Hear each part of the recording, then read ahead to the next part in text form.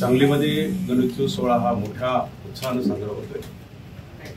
प्रत्येक सालाबादप्रमाणे आज जनप्रवासाच्या कार्यालयात आम्ही गणरायाची आरती करण्यासाठी, गणरायाचे आशीर्वाद देण्यासाठी आम्ही आलेलो। आरती झाली, प्रसाद झाला, चहा झाला आणि जनप्रवासाचे वस्तात आमचे स्नेही आहेत, आमचे वरिष्ठ आहेत, मार्गदर्शक आहेत, आमचे त्यांचे चिरंजीव इथं सगळं बघतात। त्याच्या माध्यमातून सगळे पत्रकार लोक इथं होते।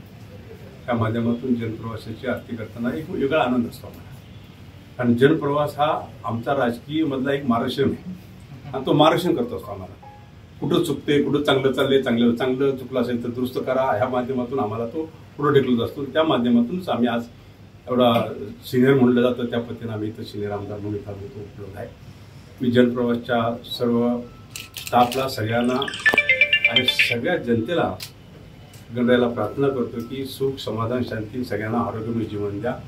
आपली भक्ती करतो, आम्ही सगळं करतो, प्रेमानं करतो। असेच आशीर्वाद, प्रेम सगळ्यांशी ठेवा, आमच्यावरही ठेवा।